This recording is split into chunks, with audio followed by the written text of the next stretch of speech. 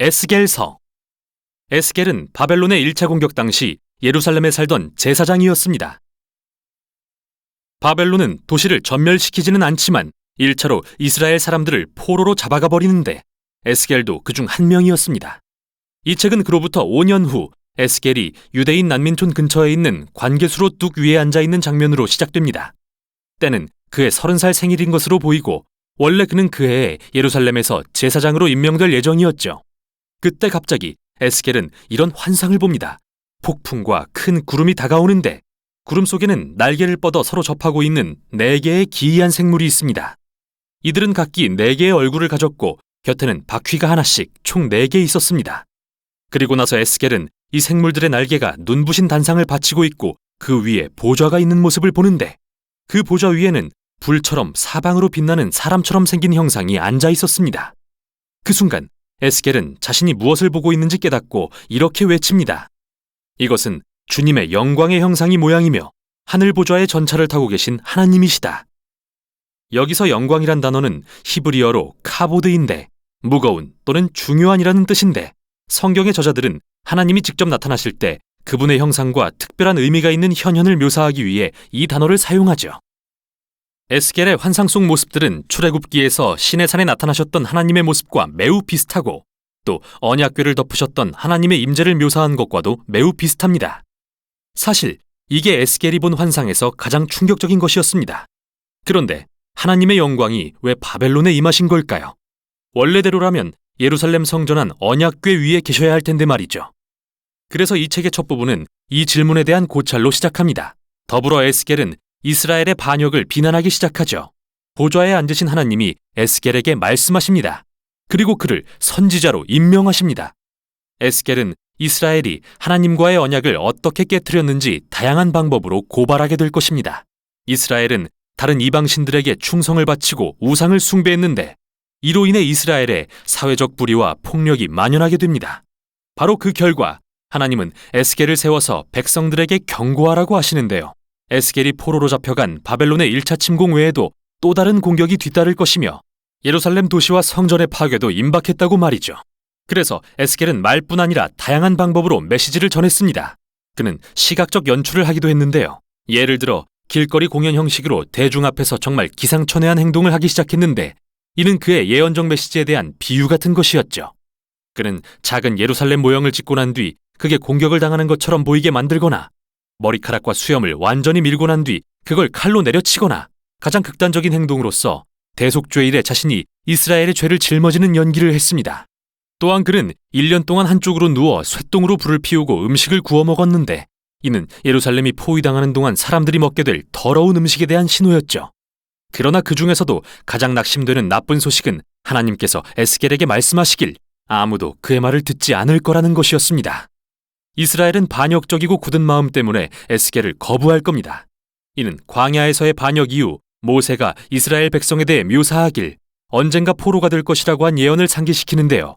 에스겔은 그 예언이 실현되는 걸 보는 불행한 특권을 누리게 됩니다. 그렇게 크게 실망한 에스겔은 자신의 역할을 이어갑니다. 그리고 약 1년 후 그가 또 다른 환상을 봤는데 성전에 대한 것이었죠. 그는 가상체험을 하듯 성전을 둘러보면서 그의 부재 중에 무슨 일이 벌어지는지 보게 되는데 좋아 보이지 않습니다.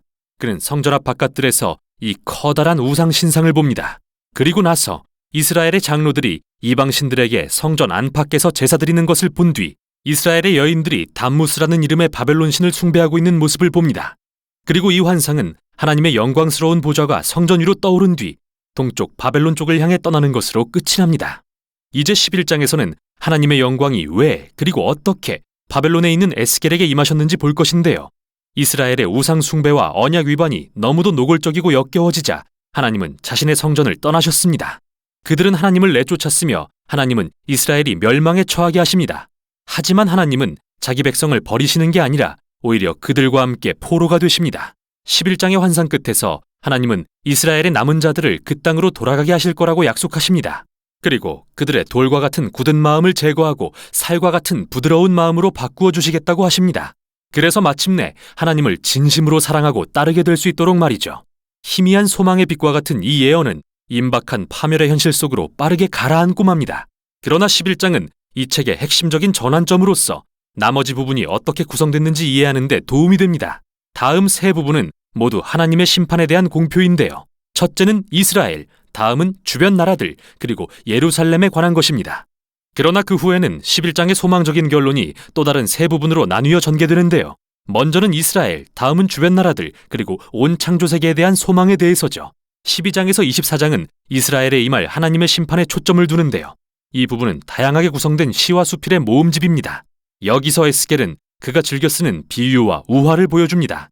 그는 이스라엘을 불타 쓸모없는 나무까지 반항적인 아내, 감옥에 갇힌 위험하고 사나운 사자 또는 두 명의 난잡한 자매로 묘사하는데, 이러한 묘사는 모두 이스라엘의 지각 없는 반역과 우상 숭배의 결과가 패망이라는 것을 보여주는 것입니다. 이 부분에서 에스겔은 마치 하나님의 심판 법정에 선 것처럼 행동하는데요. 그는 먼저 이스라엘에 대해 수세기 동안 언약을 위반한 결과로서 파괴되어 마땅하다고 주장하기 시작합니다. 그리고 설사 노아나 다니엘이나 욥과 같이 세상에서 가장 의로운 사람이 살아서 하나님께 이스라엘을 살려달라고 기도한다 하더라도 하나님이 그 기도를 듣지 않으실 거라고 주장합니다. 이제 너무 늦은 거죠. 이처럼 하나님의 공의는 이스라엘의 이 세대가 죄의 대가를 치르기를 요구하십니다. 이제 포로가 되는 걸 면할 수는 없습니다. 더 이상 돌아갈 수 없는 지경에 이르렀으니까요. 이어서 에스겔은 먼저 이스라엘과 맞닿은 주변 나라들, 다음으로 그 지역에서 가장 강한 이집트와 두로에 초점을 맞춥니다. 이스라엘은 이 두 나라와 동맹을 맺고 그들의 신과 우상들을 받아들였습니다. 그래서 하나님은 오만하게도 자신들이 스스로 신이 되어 마음대로 옳고 그름을 정의한 두로와 이집트의 왕들을 꾸짖으십니다. 그리고 하나님은 이 왕들의 교만에 책임을 물으시며 바벨론을 들어 그들을 무너뜨리실 것을 알려주십니다. 그들은 다른 모든 이들과 함께 하나님의 심판 앞에 설 것입니다. 이렇게 강렬한 두 부분이 끝나면 33장의 짧은 이야기가 나옵니다. 에스겔은 이제 방금 예루살렘에서 온 한 난민을 만나게 되는데, 그는 에스겔에게 바벨론이 예루살렘을 공격해서 도시가 무너지고 성전이 파괴되었다고 알려주죠. 에스겔의 암울한 경고들이 현실이 된 것입니다. 그러나 11장의 결론을 기억하시죠? 이야기는 아직 끝이 아닙니다. 그리고 다음 편에서 우리는 에스겔이 본 심오한 소망의 환상을 살펴볼 것입니다. 우선 여기까지 에스겔서의 전반부였습니다.